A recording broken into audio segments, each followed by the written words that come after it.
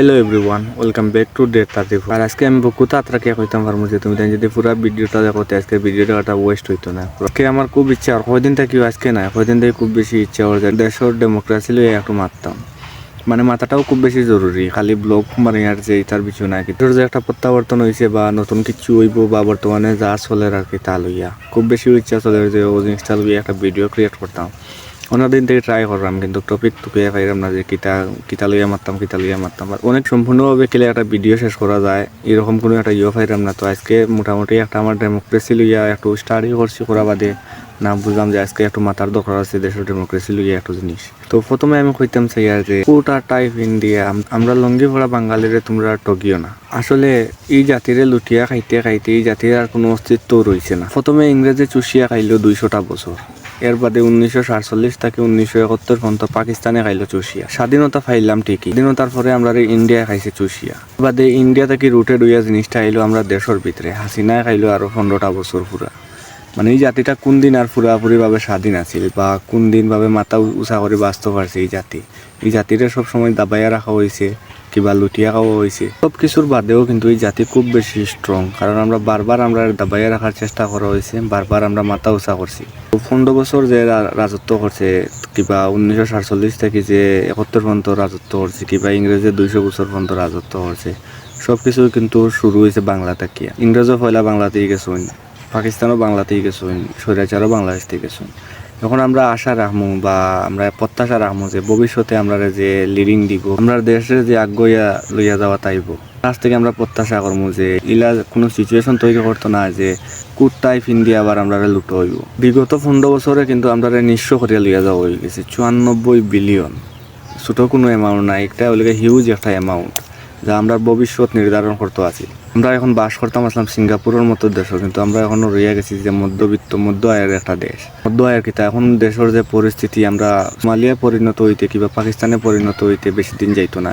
পাকিস্তানের মতো অলরেডি আমরা অবস্থা হইয়া আছে, আমরা টাকার বাট্টা হয়ে গেলাম সে, আমরা ডলার রিজার্ভ খানো গেলাম সে।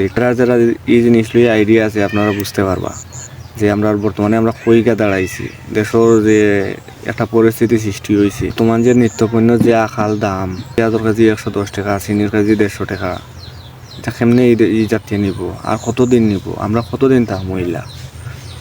আমরা অন্তত এই জিনিসটাতেই মুক্তি চাই। সবেও তো মেহনত করি, আর বিশেষ করে প্রবাসী যারা আছেন, আমরা দেশের তো প্রায় মনে হয় 5-6 কোটি প্রবাসী, এরা তো না দিলে আমরা আগুয়ানের কথা নেই। তো আমরা যুবক হলে যখন দেশ আগুয়ে লইয়া যাই, আর সবসময় যখন যুবক কাজও লাগে তাইলে আমরা বেনিফিট পাই। আর হই সবসময় আমরা দেশও দিয়ে আর আমরা লুট করে লইয়া যাওয়া। আবার সব কিছুর পরে আর কি আমি ওই জিনিসটা কইতাম চাই আর যে নয়া সরকার গঠন করবো, সে করবো বা না করবো এখান তো আমরা বালা করে জানি। আর বর্তমানে অলরেডি ক্লিয়ার হয়ে গেছে খেরা দল গঠন করবো। তো তারা গেছে আমরা প্রত্যাশা একটাও করবো যে আমরা লুটিয়া যাওয়া না। আমরা আসলে আর বেশি কিছু চাইলাম না, আমরা চাইলাম কেউ সরকার গঠন করুক, দেশ ও জাতির স্বার্থে কাম করুক। দেশের সরকার আইলেও খেয়ে গেল এটা আমরা দেখার কোনো বিষয় না। যেও দল গঠন করে আমরা স্বার্থে কিংবা জনগণের স্বার্থে কাম করার লাগে দল গঠন করো।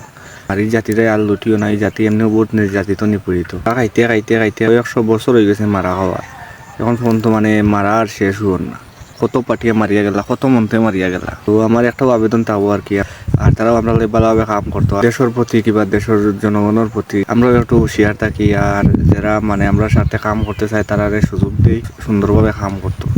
আর সবচেয়ে বড় কথা হলো আমরা তারা হেল্প না করলে তারা আমরা সুন্দর করে সব কিছুর বাদেও আর কি আমরা ওখানে চাইবো যেও মানে দেশ ও সরকার গঠন করুক, যে চাইও করুক, সমস্যা নাই। কিন্তু আমরা দেশ ও জাতির সাথে 92 বিলিয়ন 94 বিলিয়ন বিলিয়ন মারিয়া যাওয়ার মতো এলা মানে মন মানসিকতা নিয়ে কেউ না হোক। এক কথায় আর কি আমরা মুক্তি চাইলাম, আমরা মানে বন্দি, আমরা কোনোদিনও এখনো ঠিক মতো মানে স্বাধীনতা পাইছি না। সব বুট সুট এটা কোন দিন হইব এটা তো বাক্কাল ডেট আছে এখনো, তত্ত্বাবধায়ক তো অধীনে আছে বর্তমানে। তো তত্ত্বাবধায়ক কয়দিন চালায় কিবা কয়দিন যায় দেখা যাক।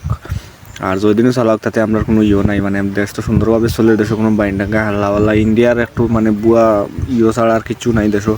ইন্ডিয়াও যা আদম সুদুম করে ওটা লইয়া।